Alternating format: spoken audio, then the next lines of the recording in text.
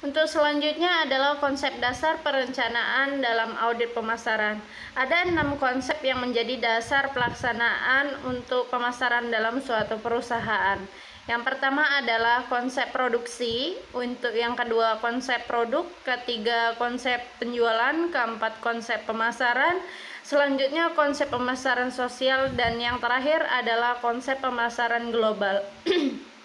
Untuk macam-macam perencanaan pemasaran itu sendiri ada 2. Yang pertama adalah perencanaan produk baru, di mana perencanaan ini ditujukan untuk layanan produk baru atau merek yang belum diperkenalkan perusahaan.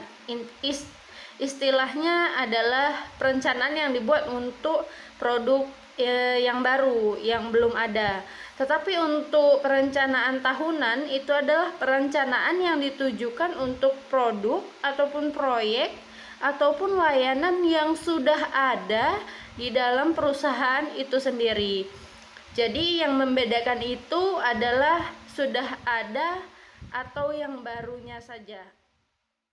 Lalu untuk selanjutnya proses penyusunan perencanaan pemasaran itu sendiri ada 10 langkah yang harus kita gunakan. Yang pertama adalah kita harus menetapkan pernyataan misi dahulu. Misi perusahaan itu seperti apa? Kita harus tetapkan.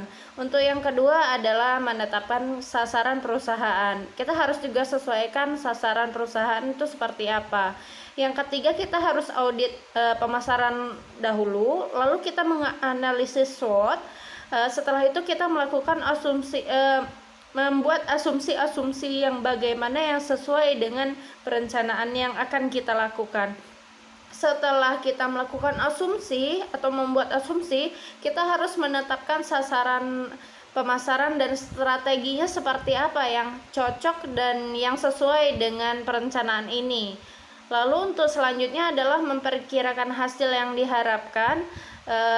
Untuk berikutnya kita identifikasi rencana alternatif dan baurannya. Setelah itu kita membuat anggaran. Dan yang terakhir kita harus membuat rencana implementasi 1 tahun pertama. Kita harus buat dulu rencana 1 tahun pertamanya itu seperti apa, apakah berhasil atau tidaknya.